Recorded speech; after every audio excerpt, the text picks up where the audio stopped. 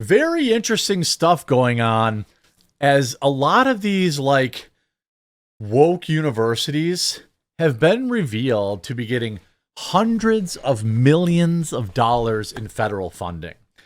The problem is that these universities are becoming breeding grounds for radical, not just leftists, not just leftoids, right? But extremely radical people. People are going to these universities. They're being imported using the student visa program. They're leading riots. They're passing out Terry propaganda. They're doing all sorts of this stuff on purpose. These universities are cherry picking, in my opinion, the most radical bad actors imaginable. They're giving them free education, and our tax dollars here in the United States are subsidizing it. The exact same thing is probably happening in Canada. Exact same thing is probably happening in the UK and many other countries. And Donald Trump has said, enough is enough. I don't care, whatever that stupid guy's name is, Mahmoud Durham Stan guy, he can get the catapult. He can go back to, he can go to Palestine and dodge bombs. I don't care. Or back to Colombia or wherever he's from. Or not Colombia, that's a school. Back to whatever Middle East place where he's from. He was given a once in a lifetime opportunity, to, experience all of the great things that America had to offer. And instead, he came over here with the express purpose of radicalizing overweight white women. Colombia, which is the source of all these campus riots and these keffiyeh wearing $80,000 a year students, all this crap, just bent the knee to Donald Trump. Donald Trump has totally cucked them. Leave a like for that. It turns out you actually can control these losers. Why? Because they were receiving as much as 400 million United States taxpayer dollars per year. You want to run a private university and you want to bring in all the Terry sympathizers you want? That's your right, okay? When you are receiving federal funding, you cannot do that. When you're receiving $400 million in federal funding, you don't get to do that. It turns out, it's so funny how, like, when we had that corpse in chief, Joe Biden, it was all about, come on, man, how could I control them at their private university? Come on, man, I'm serious here. Come on, man, I'm serious. It was all about that. Do not redeem it. It was all about that. But all Trump had to say was, okay, cool. You can bring in these like Terry sympathizers who literally pass out Hamas and Hezbollah propaganda on campus. You can do that. But the federal government and the United States taxpayer isn't going to pay for it. And guess what happened? Guess what happened? They immediately bent the knee.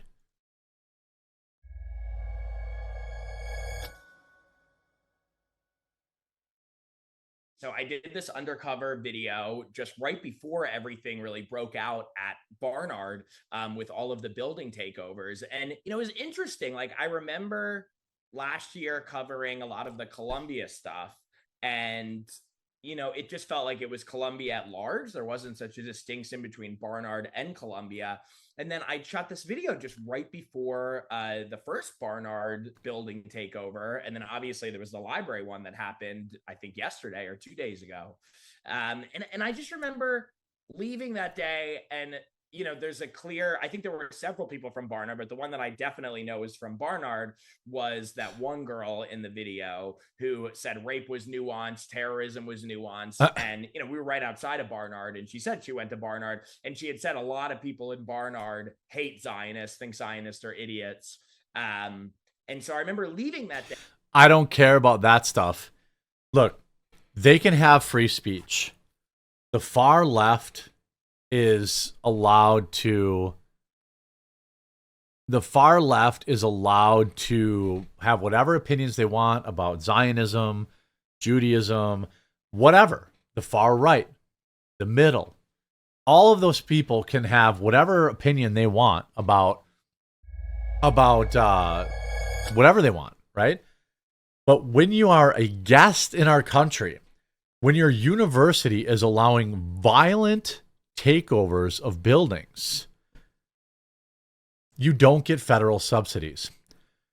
Cassidy Carlisle was in 7th grade when she had to change in the same lock. Wait, this isn't the same article. That's weird. Why did they just change to this main student? There we go.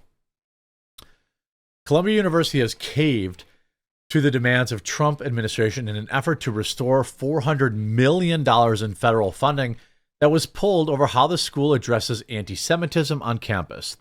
Now, this is a prickly topic. If you are an American citizen and you want to say that you have certain opinions about Jewish people, I don't care.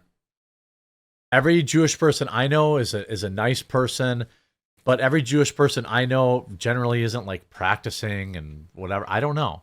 I've never met a Jewish person that I had a bad opinion of. I have opinions about the Israeli government and its entanglement in the United States government. I have questions about how the United States government subsidizes and funds a lot of the stuff that goes over there. But I also have the same question for Ukraine, and the same question for Qatar, and the same question for Syria, and you know what I mean? It goes on and on. If you're an American citizen and you want to have some sort of issue, that's fine. When you are storming buildings, which they did a dozen times over the past year, when you are putting security guards in the hospital, okay, which they did do, when you're breaking windows, when you are impeding other students' ability to go to class, that class that they had paid $80,000 a year for, that is not protected by free speech. You can say whatever you want about the Jews, or you can say whatever you want. I don't care. I don't have a strong opinion about it, but I have a strong opinion about the First Amendment. However, what is going on at these Ivy League schools, in particular Columbia, is not free speech. And quite frankly, if Columbia wants to allow this nonsense, they can. I just don't want to pay for it. You know? Just like I don't want my tax dollars paying for soda pop, I don't want my tax dollars paying for this nonsense. If Columbia, which already charges $80,000 a year, wants to allow that crap on their campus, they're welcome to, but I don't want to pay for it. The Ivy League's a school, but I want to point out, laws about anti-Semitism, I do not agree with. I don't agree with hating any group of people based on collectivist ideas, whether it's Jewish people or black people or white people or Asian people. I don't subscribe to any of that stuff. I do not redeem any laws directed at anti-Semitism. If it's free speech, it's free speech. There's no second tier of laws for a protected class of people. If I want to make fun of trans people, I get to do that. If I want to make fun of Jewish people, I get to do that. If I want to make fun of black people, I get to do that. And if they want to make fun of me, they get to do that too. I do not support any laws against, protecting one particular group of people from criticism. Sources familiar with the negotiations, though, told Fox that meeting the demands does not even mean that Columbia will get their $400 million in funding back, but it's just a precondition to open the talks. In a letter to Katrina Armstrong, Columbia's interim president, said agreements outlines their substantive work the university has done over the last academic year. The way Columbia and Columbians, the students, have been portrayed is hard to reckon with. We have challenges, yes, but they don't define us. We teach the brightest, most creative students in the world. I disagree. I think trade schools do that. And we deeply care for each another. No, you don't. I just think that, like, I don't. It's funny that Trump is like, get these Terry sympathizers off your campus, or you don't get your $400 million taxpayer endowments. Which, quite frankly, Trump should just stop anyway. You know? Cash is king at Americans' lefty universities, and Trump is hitting them where it hurts. The screaming headline was prophetic. Trump's policies shake academic world and may reshape United States culture. My first reaction was, yes, that's the whole point.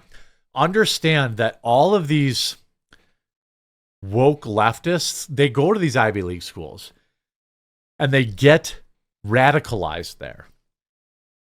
You stop the radicalization, you stop the summer of love. You stop the radicalization, you stop the keying every Tesla. You know what I mean? If the president realizes his ambitions, many American universities, public and private, in conservative states and liberal ones, could be hollowed out, imperiling the backbone of the nation's research endeavors, he wrote. Wrong.